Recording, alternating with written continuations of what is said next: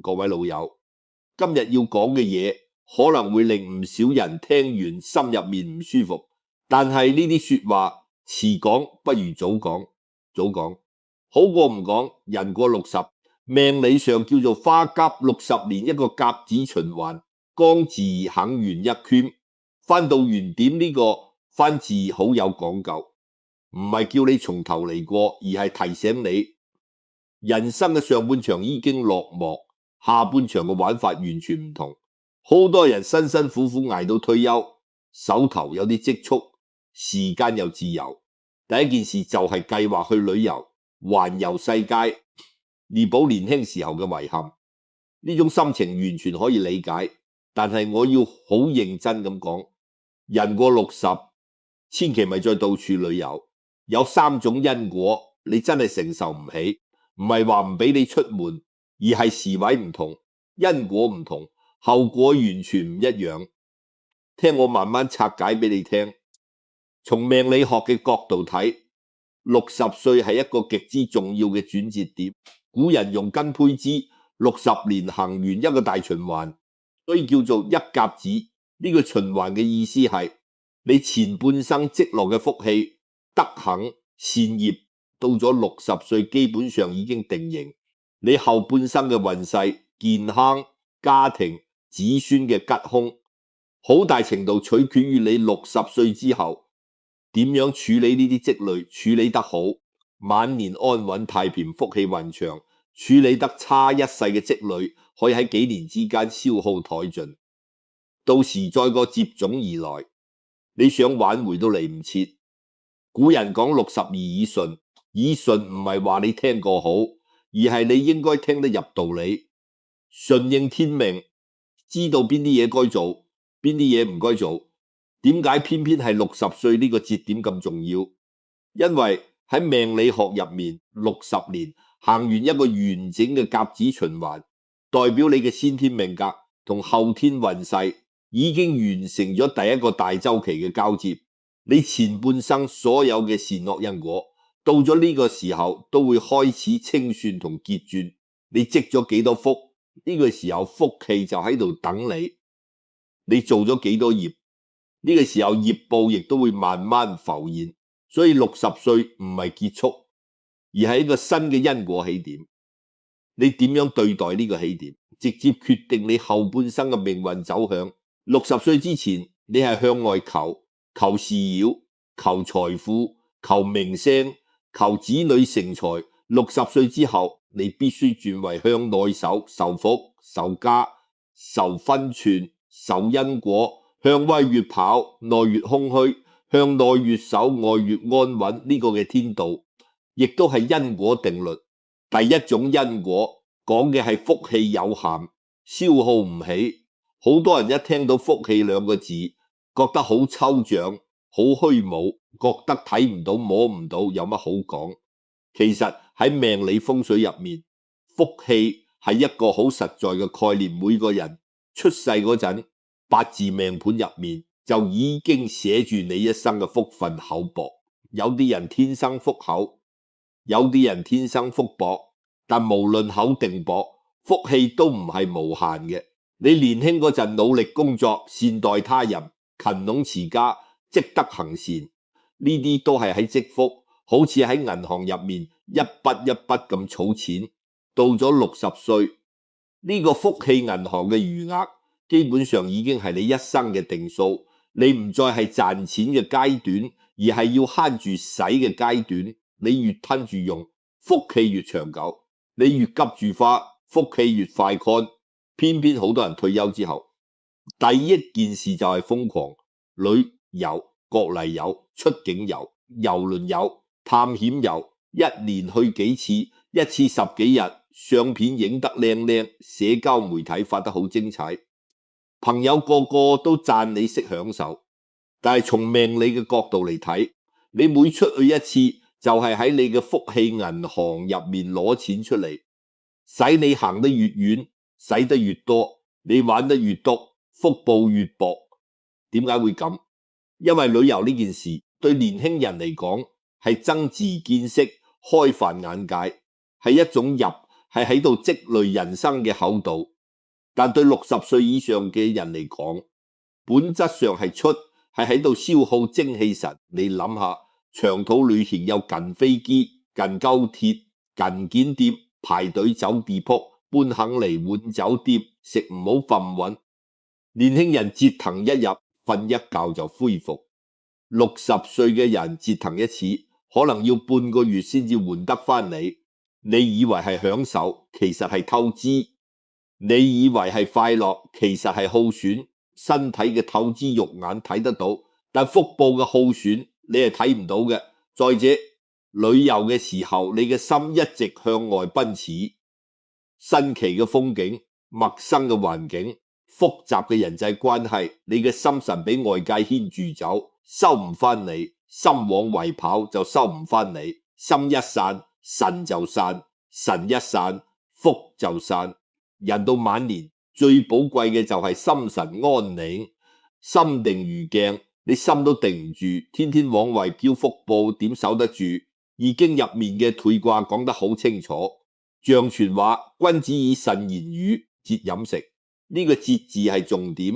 兌卦講嘅養生之道，唔係叫你去追求刺激同新鮮感，而係叫你節制慾望，收省心神，養正守靜，養正則吉，養得正先至有吉，養唔正就空。60歲之後仲到處奔波，心神外散，正就係養唔正嘅表現。仲有一樣好多人忽略嘅，就係旅遊會激發慾望，見到靚風景想多睇，見到好嘢想買，見到人哋玩得開心想跟住玩，見到人哋晒傷想攀比。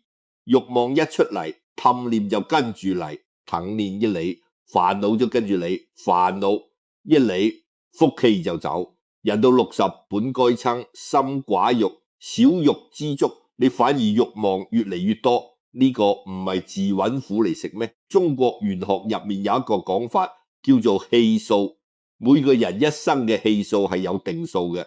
氣數呢樣嘢好似一盞油燈，油幾多就燃幾耐。你年輕嗰陣燈芯粗，油量足，點得旺都唔怕，因為你仲有大量嘅油可以補充。到咗60歲，燈油已經燒咗大半，你仲要開到最光，唔攤住用，好快就會燒 can 到嗰陣，燈一滅，再靚嘅燈罩都冇用。好多人退休前身體硬朗，家庭和睦，日子安穩，退休後開始到處旅遊，不出2、3年，身體出問題，家庭起矛盾，子女唔齊心，自己心煩意亂，破財生病接踵而嚟。佢問自己點解運氣變差，其實唔係運氣變差，係福報消耗得太快，因果成熟咗。我識得一位老友記，退休之後每個月都去旅行，頭1年真係好開心，影咗好多靚相，朋友個個都話佢識到世界。第2年開始先係腰骨出問題，之後膝頭又痛，跟住同老伴嘅關係越嚟越差，因為佢成日出門，老伴一個人喺屋企悶到慌。到第3年，佢個仔同佢講：你退咗休之後，好似變咗個唔同嘅人，淨係掛住自己玩屋企嘅嘢，乜都唔理。佢聽完好嬲，覺得自己辛苦咗一世，享下福都唔得。但其實從命理嘅角度嚟睇，佢嘅問題唔係出喺旅遊本身，而係出喺佢嘅時位已經轉變。佢仲用緊年輕時嘅方式去生活，已瞓咗天道嘅節奏。有啲人話我出去旅遊都係積福，見世面，開發心胸，心情好就係積德。呢句說話聽落有道理，實際上完全搞錯咗。年輕人見世面係真正見識，開發格局，積累人生厚度，呢個的確係積福。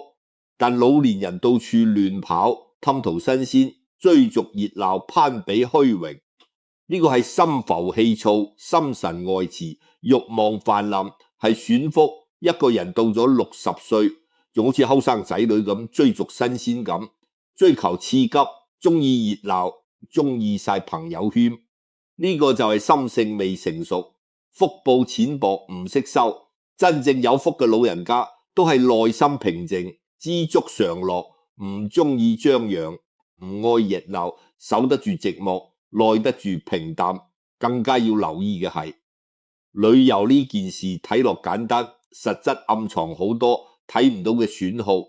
你去陌生地方，水土不服，飲食唔挑，睇落係小事，其實耗損脾胃元氣。你牛夜揀路，作息欠倒，睇落冇事，其實損傷心神陽氣。你去到人多嘈雜嘅地方，心神唔寧，睇落熱鬧，其實消耗內在定力。呢啲微細嘅損耗日積月累，慢慢就會由量變到質變，侵蝕你晚年嘅福氣根基。好多人只睇眼前開心，唔睇長遠因果。今日玩得盡興，過多一排身心疲能，災厄上門。到你發覺嗰陣已經嚟唔切挽回。福氣呢樣嘢，年輕時你積一分，晚年就有一分享。你晚年耗一分，後半生就少一分平安。更加關鍵嘅係你嘅福氣唔單止係你自己嘅，仲連住成個家，連住你嘅子孫。你晚年事業揮霍，把福氣享光，表面上係你自己嘅選擇，實質上係將成個家族嘅福患都提前透支。子孫後代再努力都好難撐得起呢個家，呢個先至係最令人心痛嘅地方。所以人過60，第一種唔可以碰嘅因果就係過度旅遊，消耗福報。你跑得越遠，福氣越薄，安分守己，惜福守福，先至係晚年最大嘅智慧。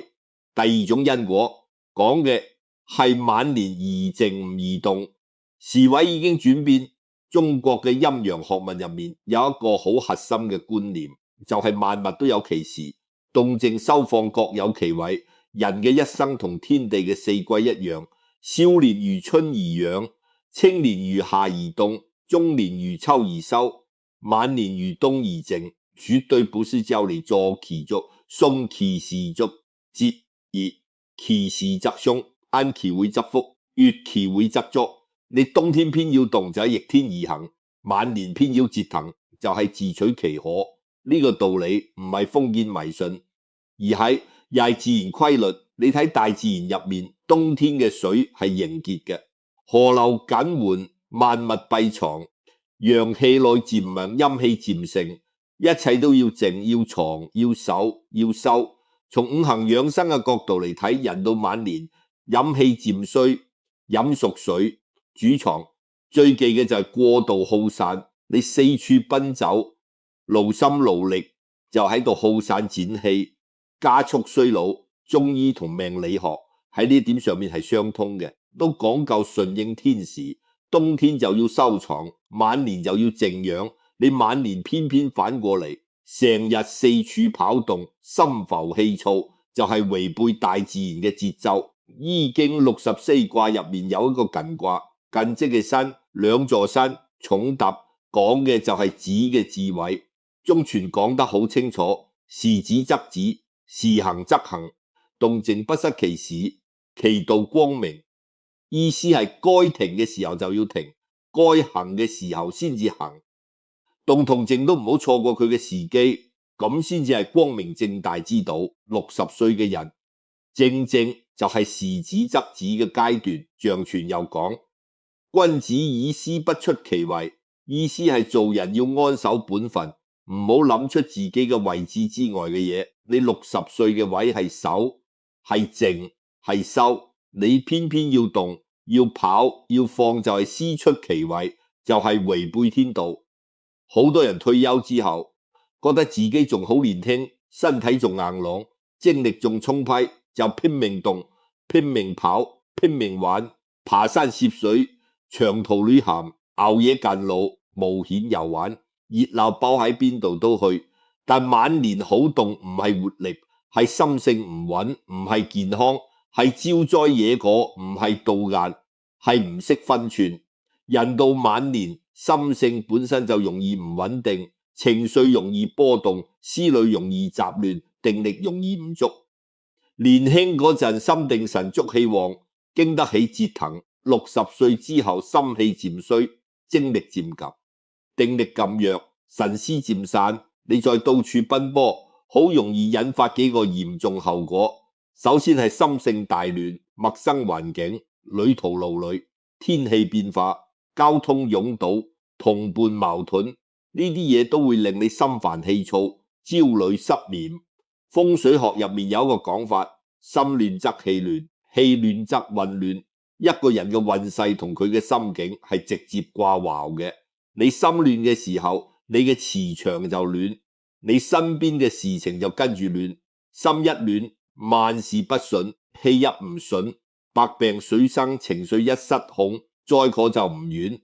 其次係是非紅身，旅遊途中人多手雜，利益衝突不斷，你好容易遇到呃人嘅、偷嘢嘅、唔講道理嘅人，態度惡劣嘅服務員，自私自利嘅同伴，本來係出去玩，結果惹一肚子氣，一身是非，一多麻煩，甚至破財受傷，呢啲都係你自揾嘅，因為你唔應該去嗰種地方，唔應該冇嗰種熱鬧。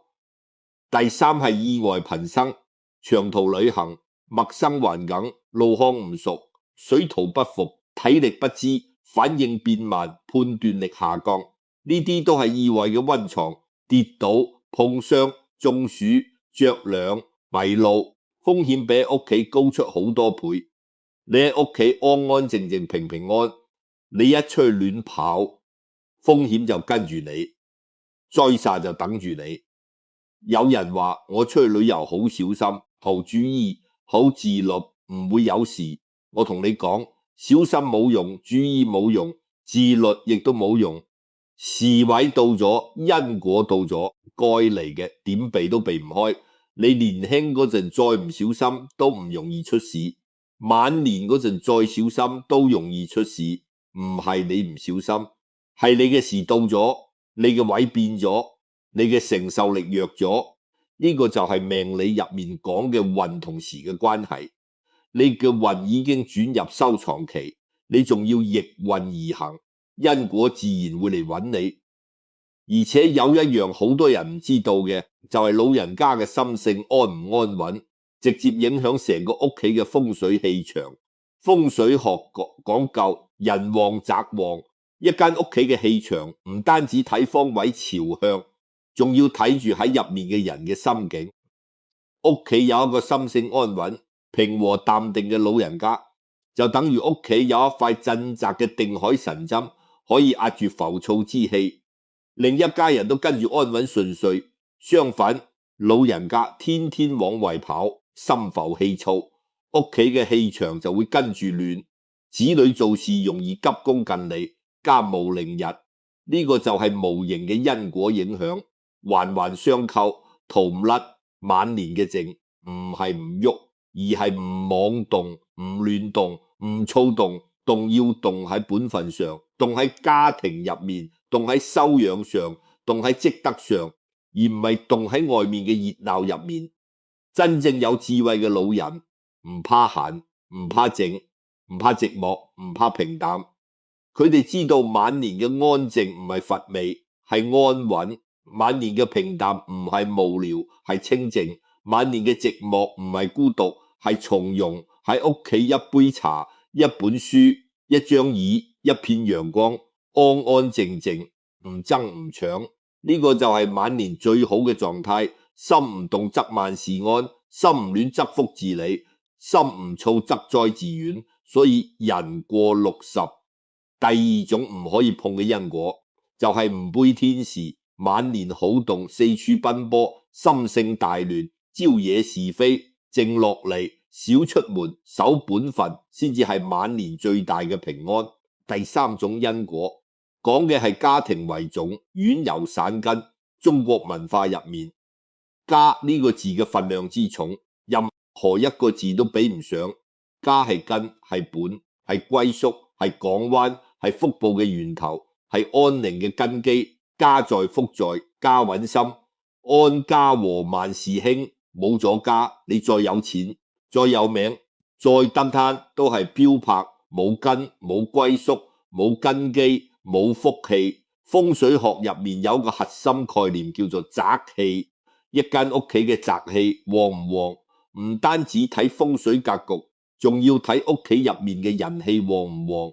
一間屋企長期冇人住，就算風水再好，宅氣都會慢慢衰落。同理，一個家庭入面嘅老人家長期唔喺屋企，成日喺外面跑，屋企嘅人氣就會散，宅氣就會跟住弱，家運自然就差。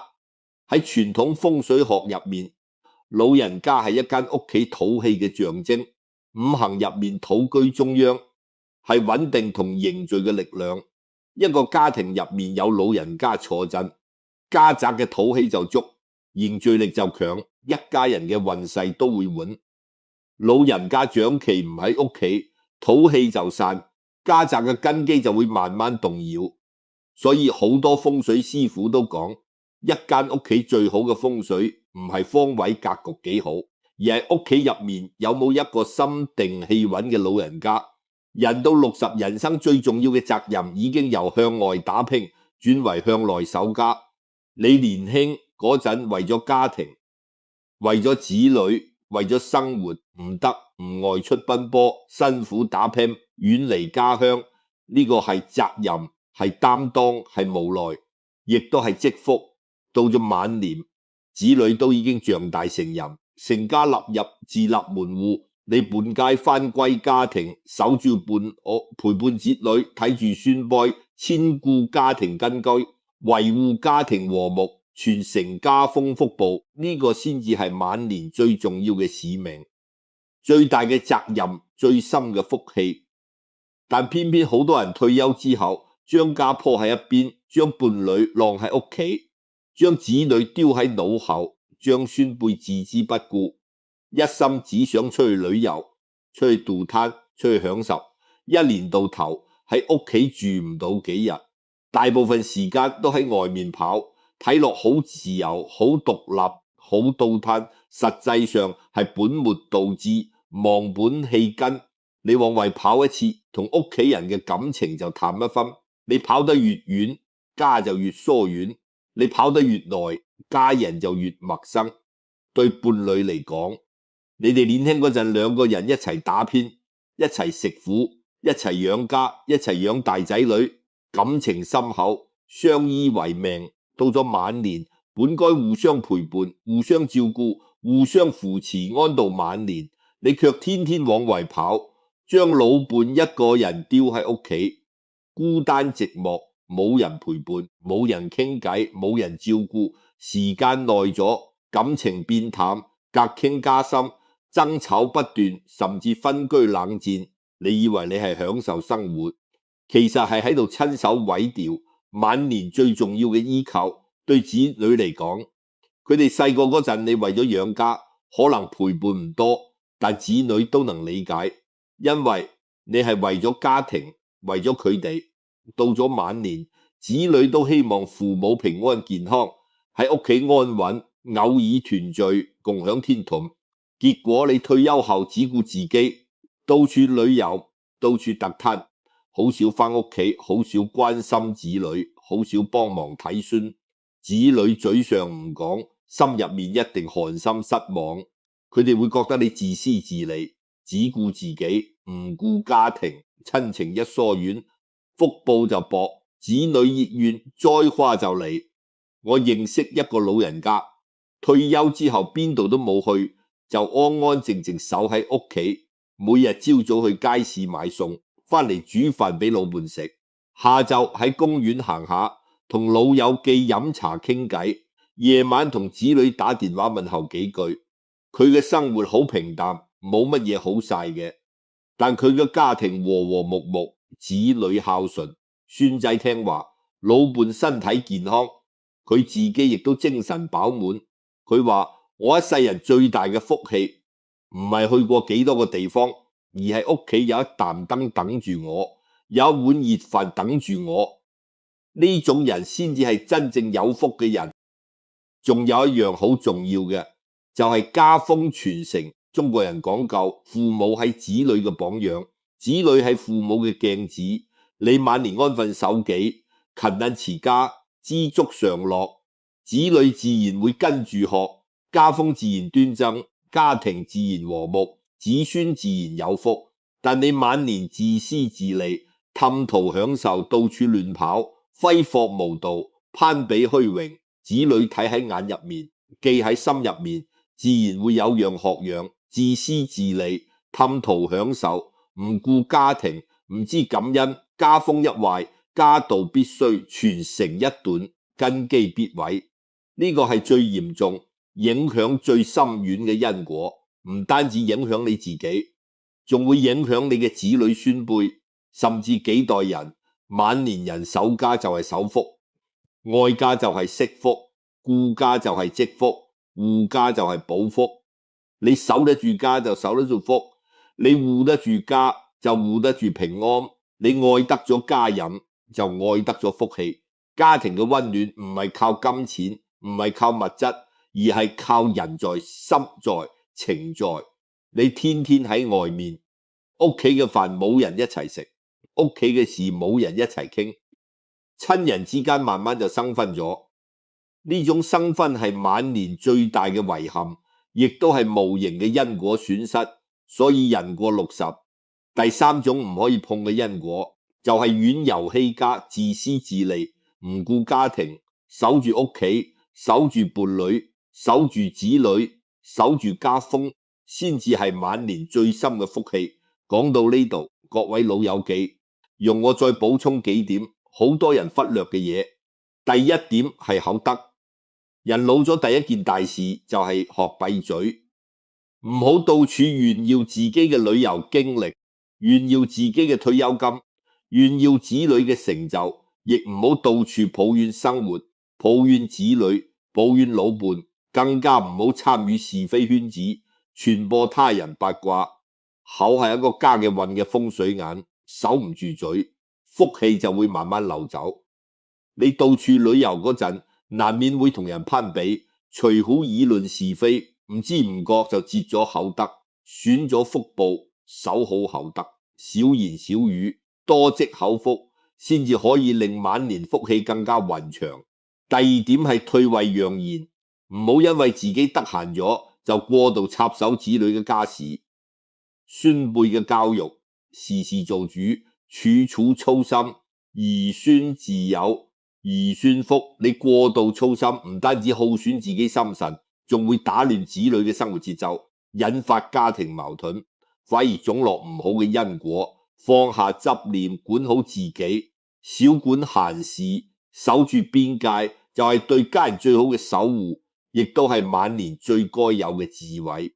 第三點係知足常樂，唔好成日覺得自己辛苦咗一世，冇享夠福，總想住入補遺憾，追求完美。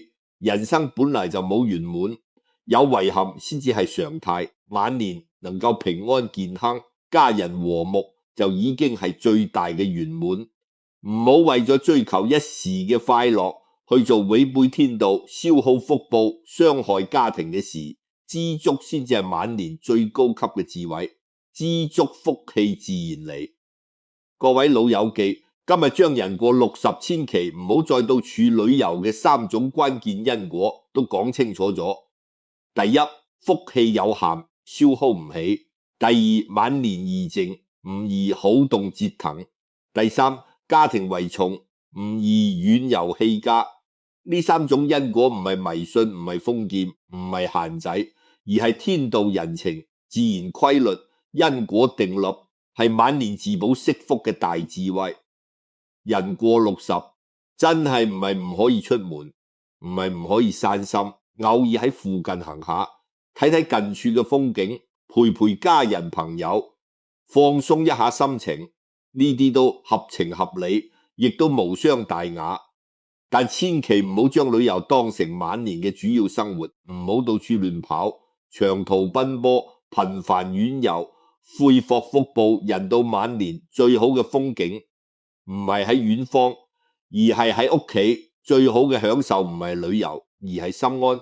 最好嘅福氣唔係當慳，而係安穩。最好嘅活法唔係往外跑，而係向內守。守心，心靜則福至，守福，惜福則福長，守家，家和則萬事興。守因果，前人必有善果，人到60，生命進入下半場，比拼嘅唔再係財富，唔再係名聲，唔再係見識，而係心安、家穩、福厚、災遠，守住呢4樣嘢，俾你走遍千山萬水，睇盡世間風景都要珍貴千萬倍。晚年嘅幸福，從來唔係喺遠方嘅風景入面，而係喺身邊嘅安穩入面。從來唔係喺奔波嘅路上，而係喺平靜嘅家中；從來唔係喺短暫嘅快樂入面，而係喺長久嘅心安入面。放低向外追逐嘅執念，返歸內心嘅平靜，守住家庭嘅溫暖，珍惜眼前嘅安穩，就係晚年最通透嘅智慧，亦都係最深厚嘅福氣。唔好再被外界嘅誘惑迷惑，唔好再俾人哋嘅生活攀比。每個人嘅詞彙唔同，因果唔同，福氣亦都唔同。人哋適合嘅未必適合你，人哋承受得起嘅，你未必承受得起。晚年嘅選擇，從來唔係跟風，而係順應天道，守住本心，惜福守家。人到晚年，少一次遠行就多一份安穩，少一次折騰就多一份福氣，少一次向外追逐就多一份內心平靜。呢個係最過數嘅道理，亦都係最深刻嘅因果。真正嘅人生成功，唔係你賺咗幾多錢，做咗幾大嘅官，去過幾多地方，睇過幾多風景，而係你晚年嘅時候家庭和睦，子女孝順，伴侶相伴，孫輩繞膝，平安健康，心安理得。呢啲先至係真正嘅成功，真正嘅幸福，真正嘅福氣。你到處旅遊，睇再多風景，影再多相片，都換唔嚟呢啲。願天下所有過咗60歲嘅朋友都能夠睇透呢層道理，修審心性，惜福守家，安安穩穩，平平淡淡，將晚年嘅日子過成最踏實、最幸福、最有福氣嘅模樣。人過60，守得住就係贏，靜得落就係福，安得住就係平安，想得開就係長壽。一念修神便係福，一念妄動便係災，一念之差，天運之別。你揀手，福就跟住你；你揀跑，災就等住你。因果不虛，從嚟如此，永遠如此。晚年嘅路唔長亦唔，晚年嘅路唔風光無，唔求萬人入謀，只求安穩穩穩，家庭和睦，親人相伴，福氣溫長，修心守福，顧家安分，惜緣感恩，安安靜靜過好每一日，守好每一份福，護好每一個家人。呢個就係晚年最大嘅智慧，最大嘅福氣，最大嘅平安。